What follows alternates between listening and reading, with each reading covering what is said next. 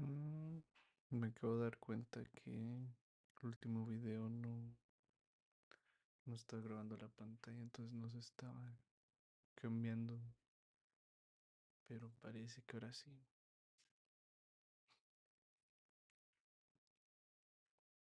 Bueno, creo que está en vivo.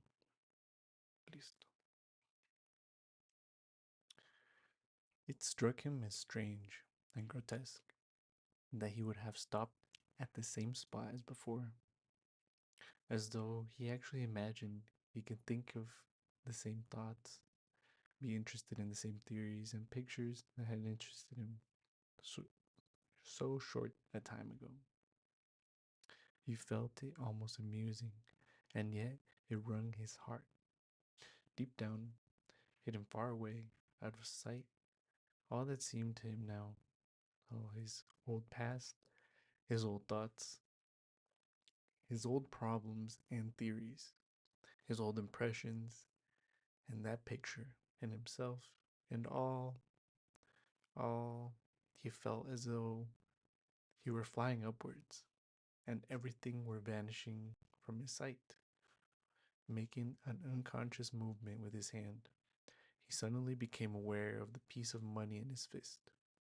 He opened his hand, stared at the coin, and with a sweep of his arm flung it into the water. Then he turned and went home.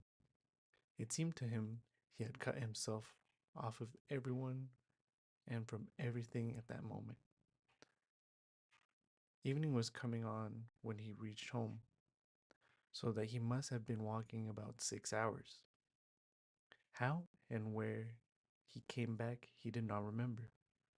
Undressing and quivering like an oven driven horse, he lay down on the sofa, drew his great coat over him, and at once sank into oblivion.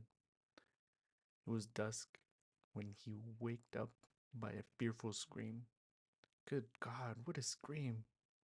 Such unnatural sounds, such howling, wailing, grinding tears, blows, and curses he had never heard. He could never have imagined such brutality, such frenzy. In terror, he sat up in bed, almost swooning in agony.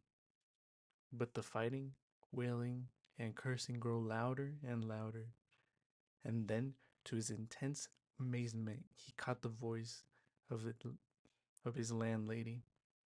She was howling, shrieking, and wailing, rapidly, hurriedly, incoherently, so that he could not make out what she was talking about. She was, whoa, beseeching? I for sure don't know what that means. Beseeching. Beseech. Beseeching means to ask someone urgently and fervently to do something. Implore. Okay.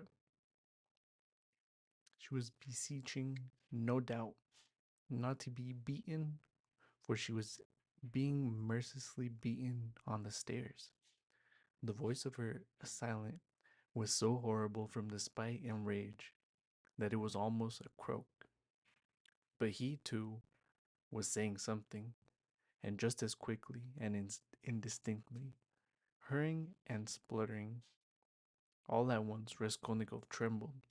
He recognized the voice. It was the voice of Ilya Petrovitch. Ilya Petrovitch, here and beating the landlady.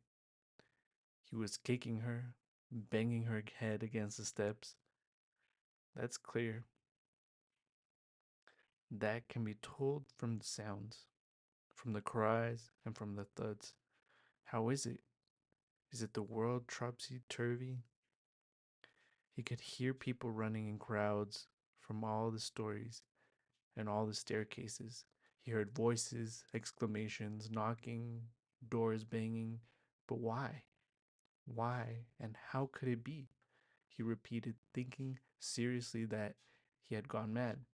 But no, he heard too distinctly, and they would come to him then next, for no doubt. It's all about that, about yesterday. Good God. He would have fastened his door with the latch, but he could not lift his hand. Besides, it would be useless. Terror gripped his heart like ice, tor- tortured him, and numbed him. But at last, all this uproar, after continuing about 10 minutes, began gradually to subside. The landlady was moaning and groaning. Ilya Petrovitch was still uttering threats and curses. But at last he too seemed to be silent, and now he could not be heard. Can he, can he have gone away? Good Lord. Yes, and now the landlady is going too, still weeping and moaning. And then her door slammed. Now the crowd was going from the stairs to the rooms, exclaiming, disputing, calling to one another, raising their voices to a shout, dropping them to a whisper. There must have been numbers of them, almost all the inmates of the block. But, good God, how could it be? And why? Why he had come here? Raskolnikov sank worn out on the sofa, but could not close his eyes. He lay for half an hour in such anguish, such an intolerable sensation of infinite terror as he had never experienced before. Suddenly, a bright light flashed into his room. Natasha came in with a candle and a plate of soup, looking at him carefully, ascertaining.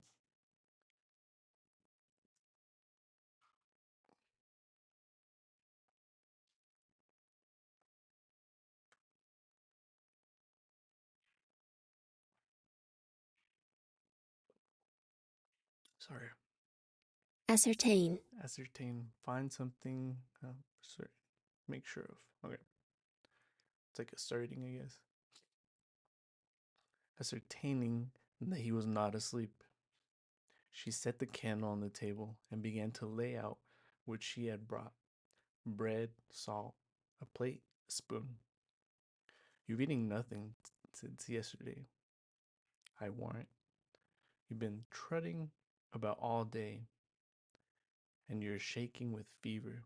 Natasha, what were they beating the landlady for? She looked intently at him. Who beat the landlady? Just now, half an hour ago, Ilya Petrovitch, the assistant superintendent, on the stairs. Why was he ill treating her like that?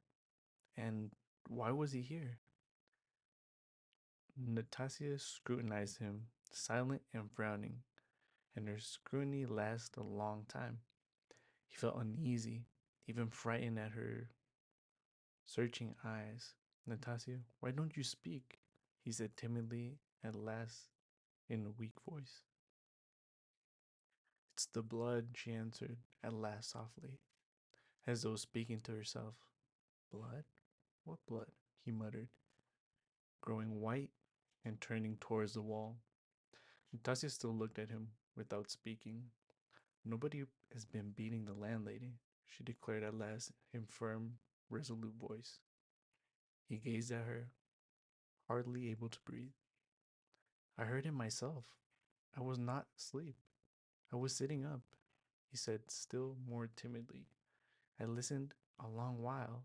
The assistant superintendent came.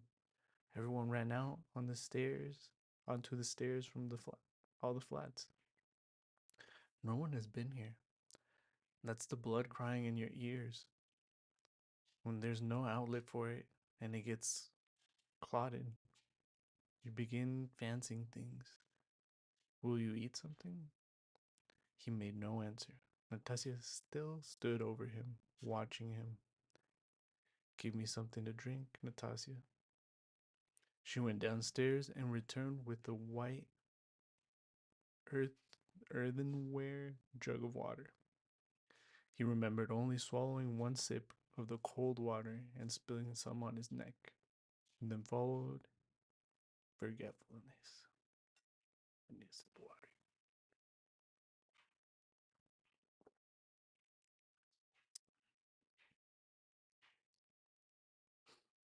Chapter 3. He was not completely unconscious. However, all the time he was ill, he was in a feverish state, sometimes delirious, sometimes half conscious. He remembered a great deal afterwards. Sometimes it seemed as though there were a number of people around him. They wanted to take him away somewhere. There was a great deal of squabbling and discussing about him. And then he would be alone in the room.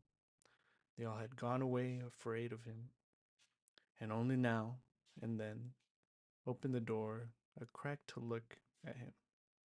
They threatened him, plotted something together, laughed and mocked him, and remembered Nastasia over often at his bedside. He distinguished another person too, whom he seemed to know very well, though he could not remember who he was, and this fretted him, even made him cry. Sometimes he fancied he had been lying there a month. At other times it seemed part of the same day, but of that he had no recollection, and yet every minute felt that he had forgotten something he ought to remember.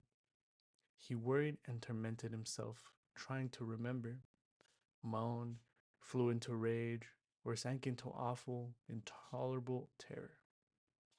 Then he struggled to get up, would have to run away, but someone always prevented him by force, and he sank back into impotence and forgetfulness. At last, he returned to complete consciousness. It happened at 10 o'clock in the morning. On fine days, the sun shone into the room at that hour, throwing a streak of light onto the right wall and the counter and the corner near the door.